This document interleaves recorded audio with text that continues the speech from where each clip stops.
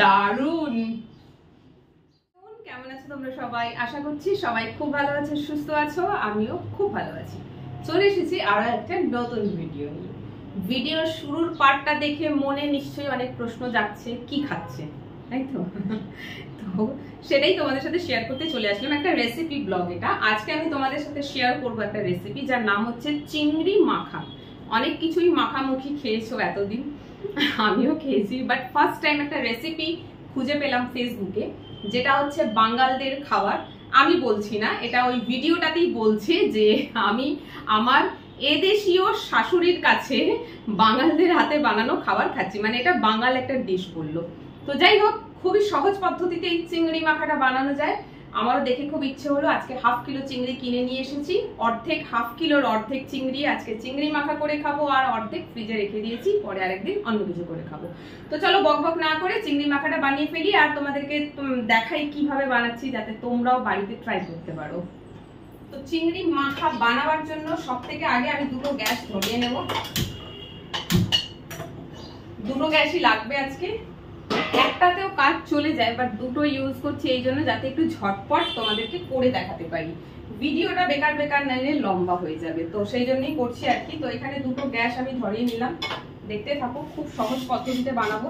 যতক্ষণ এগুলো গরম হবে ততক্ষণ তোমাদেরকে বলে দিই কি কি লাগছে। চিংড়ি মাখা বানাবার জন্য সব থেকে ফার্স্ট যেটা লাগছে সেটা হচ্ছে চিংড়ি। যার যতটা চিংড়ি লাগবে সে সেরকম নেবে, এতটা চিংড়ি আজকে আমি একলা খাবো। তো যাই হোক, এই যে চিংড়ি ধুয়ে নুন হলুদ মাখিয়ে ম্যারিনেট করে রেখেছি।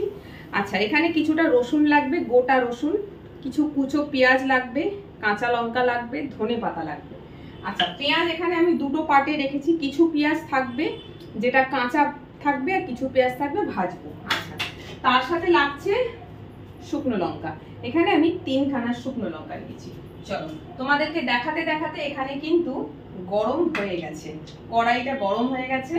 এবারে আমি এর মধ্যে দিয়ে দিচ্ছি তেল, দিয়ে এবারে এই যে যত সরঞ্জামগুলো দেখালাম সব সরঞ্জামগুলোকে ভাজতে হবে।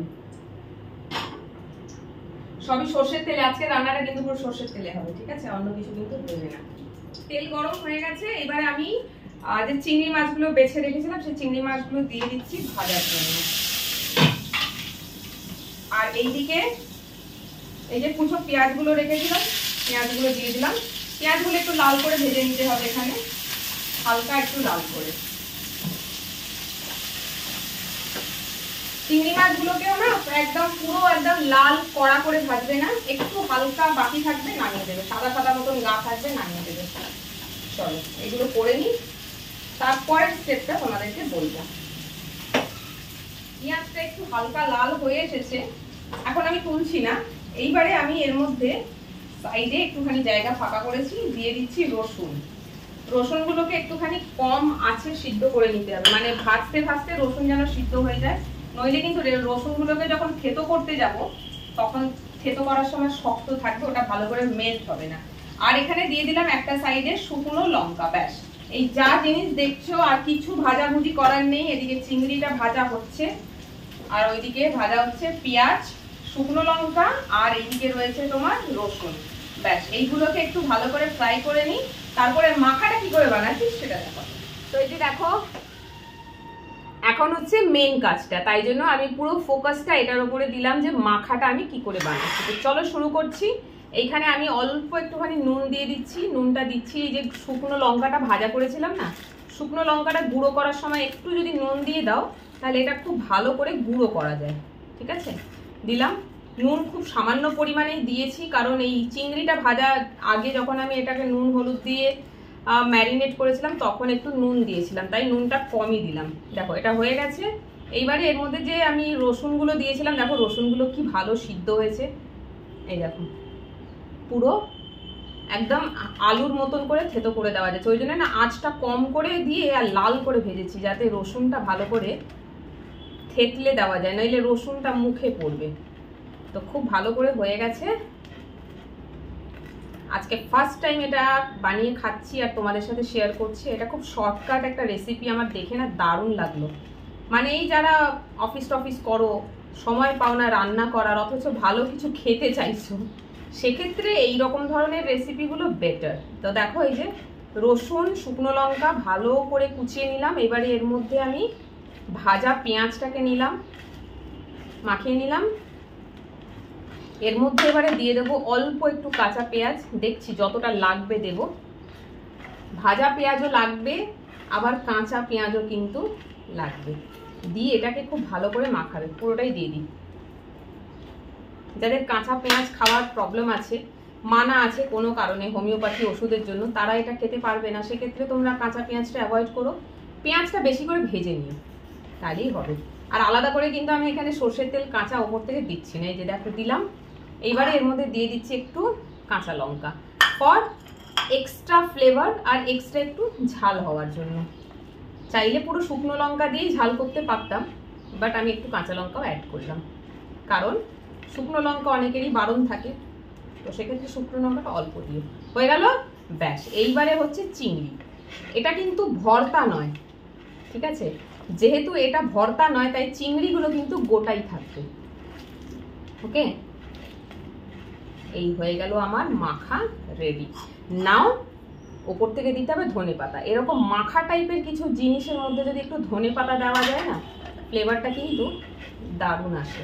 এই যে দেখো, চটকাবার দরকার নেই, কারণ এটা চিংড়ি ভর্তা কিন্তু করছি না, আমি বারবার বলছি এটা হচ্ছে চিংড়ি মাখা। ব্যাস, এই যে আমার চিংড়ি মাখা একদম রেডি।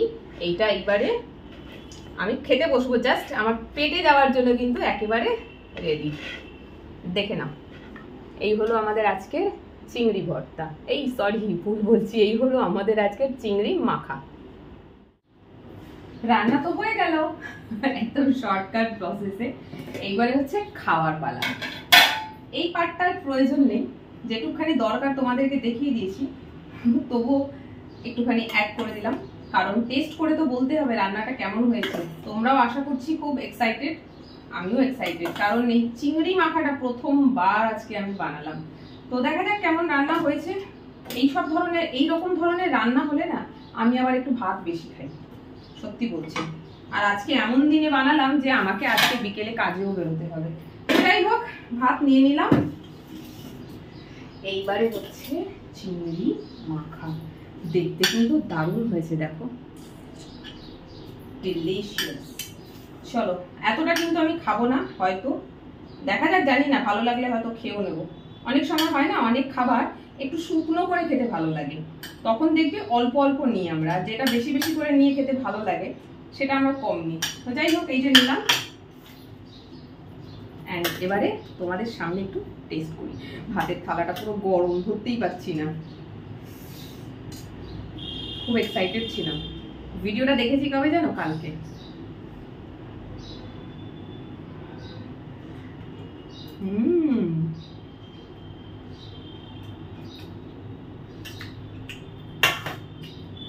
জাস্ট জমে গেছে, দারুণ। আমার রেসিপিগুলো কিন্তু তোমাদের জন্য শেয়ার করি সেই সমস্ত মানুষ যারা আমার মতন কাজের চাপে রান্না করার সময় পায় না। দারুণ খেতে।